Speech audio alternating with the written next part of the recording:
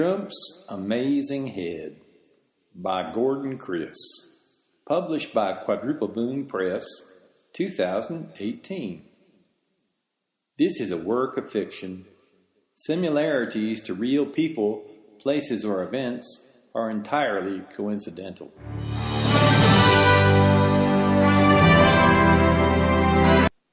Chapter 6.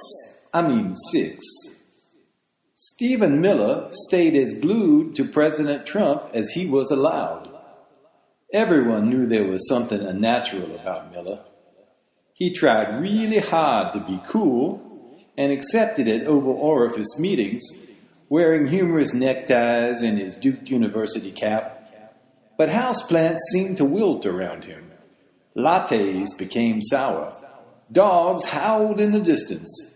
So even Trump, obviously experiencing the first stages of dementia, could tell that Miller was creepy, reptilian, just plain gross. He'd give Miller some kind of policy job. No more Muslims in Florida, Steve. Then hide in the executive toilet for tweeting session. Unlike 90% of Trump's team, Miller was not a stupid man. He was a vile, self-loathing racist. He was vindictive. He was a rapist. But he was not stupid. So when Trump's secretary wouldn't let him in, Miller attached himself to her desk like a lamprey eel, ready to pounce on whatever low-level Trumpkin that walked by. Today, that was Donald Jr., hair freshly greased back, feeling sprightly after 20 minutes on the Stairmaster.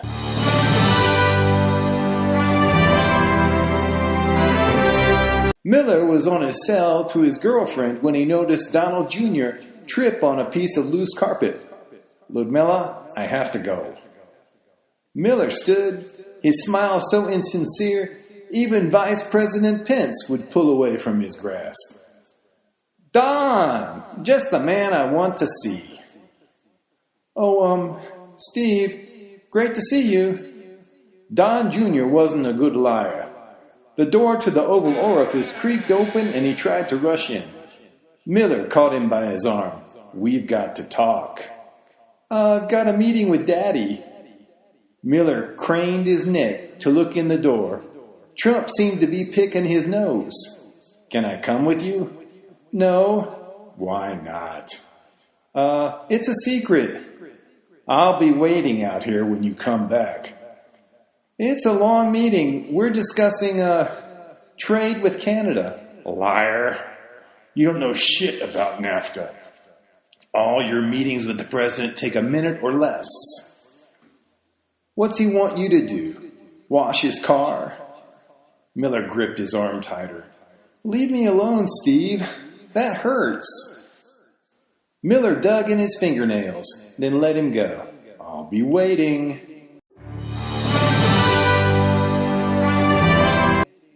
The meeting was actually only 30 seconds.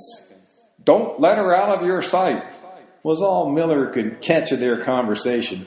He followed Junior down the hall, then cut him off in front of a portrait of Nixon. "Leave me alone." "You were talking about Ivanka, weren't you?" "No." "That means yes, you ingrate." "Okay, so what? Leave me alone." "You know what I want."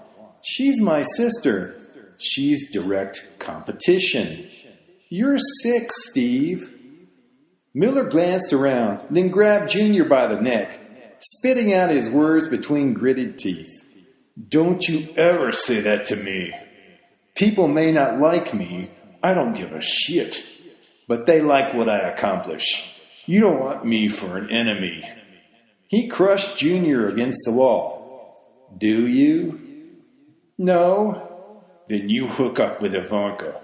I know she's in enemy territory. You and I fly out to Frisco together. You get us in the same room. I bang her, then she disappears. Got it?"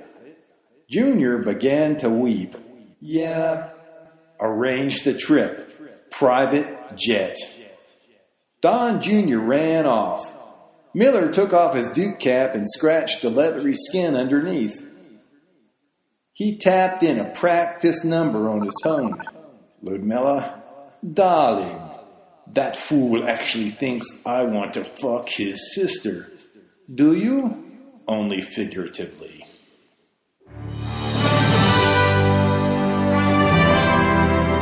Miller sat in his office, his legs propped up on a cheap desk. A signed photo of Coach K, its only decoration.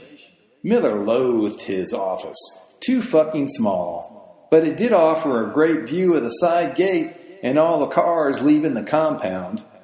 While he sat there meticulously tugging the wings of a squirming fly with tweezers, Miller saw first the Attorney General arrive in his limo, then leave 20 minutes later.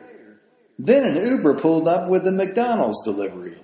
Then Eric left in his Maserati, scraping the gate as he peeled out, one of the Marine guards flipping him the bird. He dialed Ludmilla. Lots of activity here. Pick me up in Tijuana. As soon as the numbnuts arranged the plane. Miller hung up. He didn't bother calling Don Jr. He knew he'd be ignored.